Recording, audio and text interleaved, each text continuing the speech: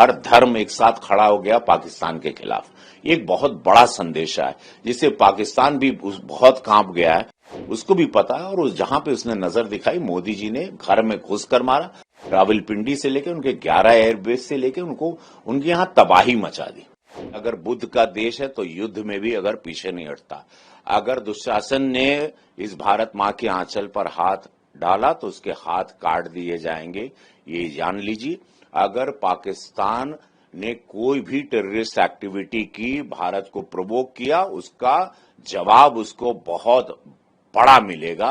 मैं मोदी जी को धन्यवाद दूंगा, मैं अमित शाह जी को और पूज्य योगी महाराज जी को, और साथ ही साथ गोरखपुर की देवतुल जनता को जिन्होंने विश्वास किया, लाखों वोट से हमेशा मुझे जिताया। उस झूठ की आंधी में भी, पिछले चुनाव में भी हम जीते 24 का चुनाव। तो इससे विश्वास और उनका भरोसा ही मुझे और मेहनत करने पर और ये कर दिया कि मैं दिन रात और मेहनत करूं, अपने क्षेत्र की बातें और अपने क्षेत्र की समस्याओं को केंद्र में उठाना, पार्लियामेंट में उठाना, प्राइवेट मेंबर बिल लाना, और वेरी सेंसिटिव बिल्स मेरे नाम पर हैं।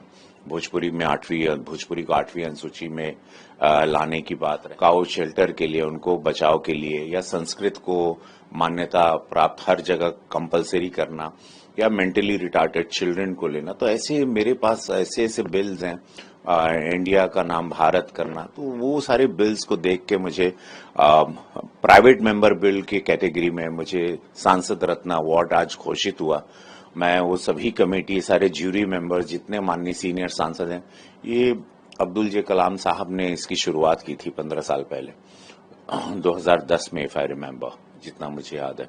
और बहुत चुनिंदा सांसदों को मिला है, और मैं कलाकार के रूप में मुझे प्राप्त हुआ। मैं बहुत अपने आप को सौभाग्यशाली समझता हूं, और मैं ज्यूरी मेंबर्स का और पार्लियामेंट जिन्होंने भी इस पर गौर किया कि मैं कितने बारीकी से काम कर रहा था पार्लियामेंट में, बगैर कोई आवाज किए, बगैर कोई साउंड किए, उस पर उनकी नजर गई। और आज ये जब मुझे सुबह में खबर मिली तो बड़ी खुशी हुई। मैं ये पूरा श्रेय सांसद रत्न का अवार्ड का श्रेय अपनी पार्टी को, अपने शीर्ष नेतृत्व को, मैं और गोरखपुर की देवतुल जनता को, जिन्होंने मुझे उत्साहित किया और जिन्होंने मेरी हौसला अफजाई की, ना कि एक कलाकार आया है या तो पैराशूट लेकर आया, एक ऐसा कलाकार जिस पर उन्होंने विश्वास दिखाया, दूसरी बार भी जिताया, लाख वोट, 6 लाख वोट दिए।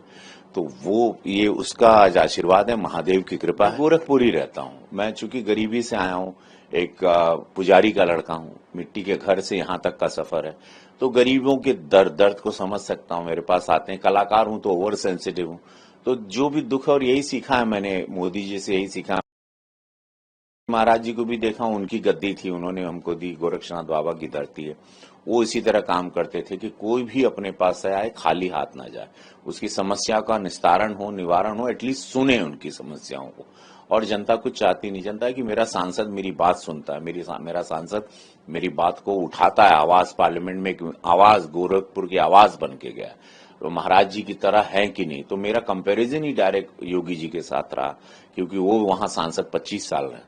तो बड़ा टफ टास्क रहा, बहुत टफ यात्रा रही, और अभी भी तो उसमें काम भी को, सिनेमा को भी बैलेंस करना, जिससे एक अलग पहचान है, जिसकी वजह से मैं सांसद बना, तो वो भी करते हुए, अपने घर को, परिवार को देखते हुए, गोरखपुर के परिवार को देखते हुए, पूरी जनता को दायित्व जब भी मिला, मैं 100% में कभी बिलीव नहीं किया हूं।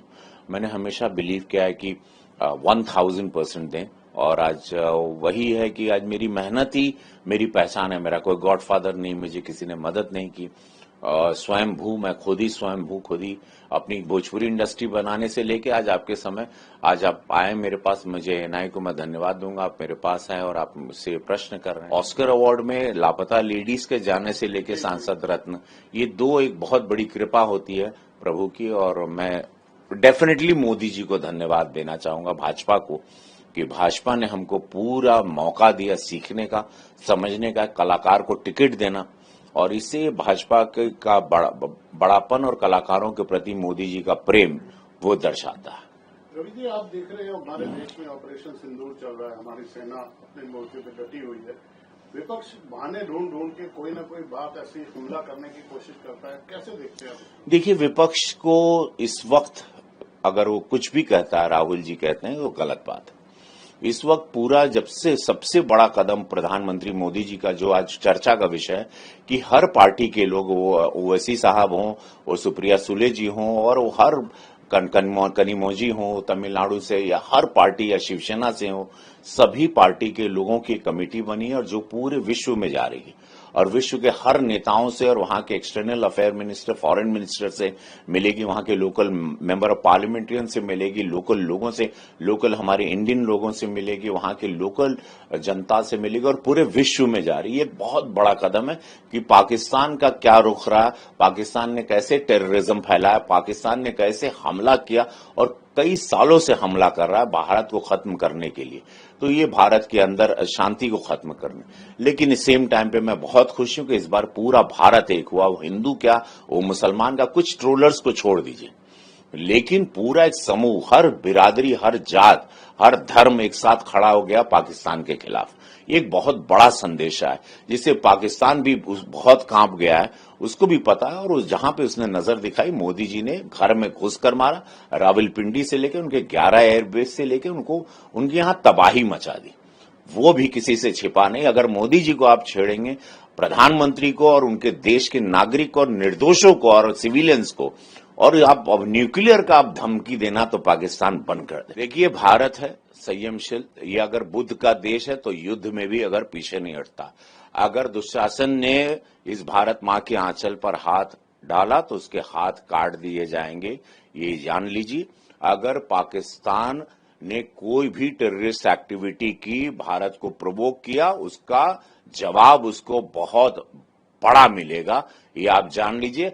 मोदी जी ने इनिशिएटिव नहीं किया, शुरुआत वहां से हुई। अब कोई शुरुआत होती है तो मोदी जी की सेना, भारत की सेना उसका जवाब देना जानती है।